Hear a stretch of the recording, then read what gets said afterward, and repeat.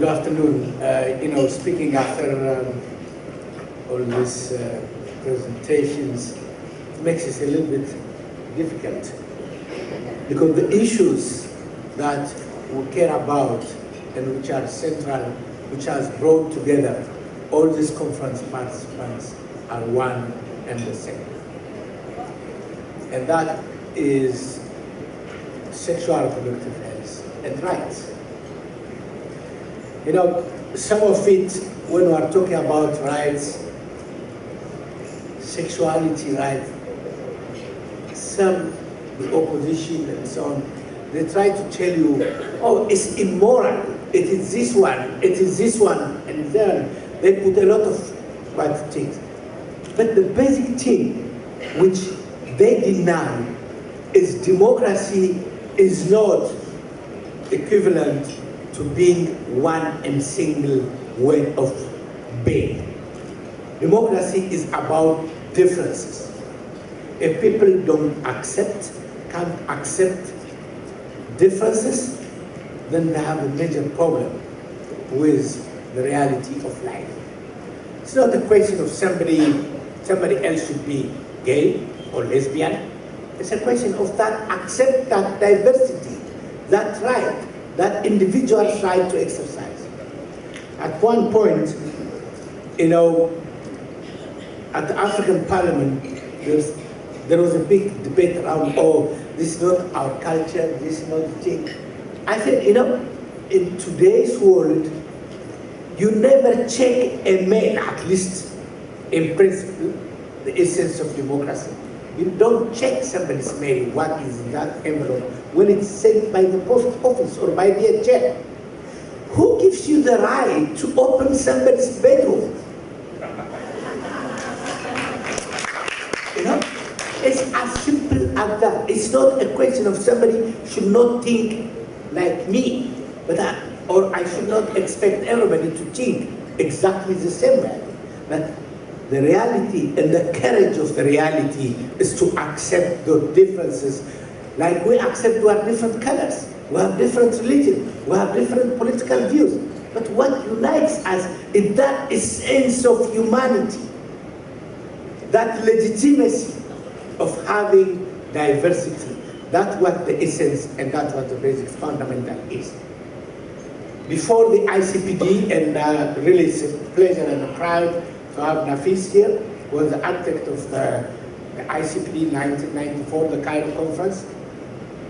Before that, of course, it was family planning, it was development and so on, the linkage, the macro, the micro. What ICPD brought beyond everything is that it is centered on individual rights and choices. And that also was the evolution of the world. It's not people, they didn't start talking about democracy and rights in 1994, but before that, there was, the world blocks, what the dynamics of the politics were. In the 90s, there were changes. And those changes were reflected in the International Convention, which recognizes that family planning, sexual and reproductive health is part of the rights of individuals to make informed choices. And today we have launched what we call our Vision 2020, because the post-MDG negotiations are taking place. We want to take the heritage of the ICPD so that it is reflecting the 21st century. The actions that we are asking is to establish by 2015 a new international development framework that includes sexual and reproductive health and rights as an essential priority. Increase access to sexual and reproductive health and rights in order to close the gap between the top and bottom wealth quantiles by 50% by the year 2020. Eliminate all forms of discrimination against women and girls to achieve de facto equality of opportunities for both women and men by the year 2020.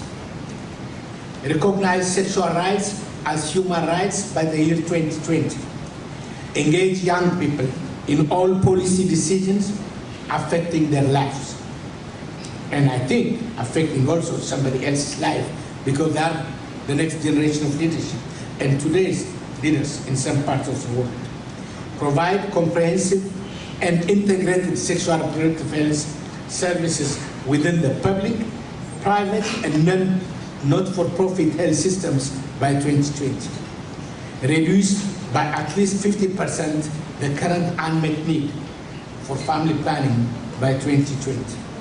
Make comprehensive sexuality education available to all by 2020. Reduce maternal mortality by 75% by the year 2020. Allocate sufficient resources to make all these 9 targets achievable by 2020. We know this task is not going to be done by a single organization. We need to mobilize from the communities. Politicians, the only thing they can hear in the ballot box, and the citizens of each country and the communities can hold that ballot box and say, if you don't deliver on sexual and reproductive health and rights, we are not going to give you the vote. They will do it if we are consistent, if we push them, and if we fight and make what I call a very beautiful melody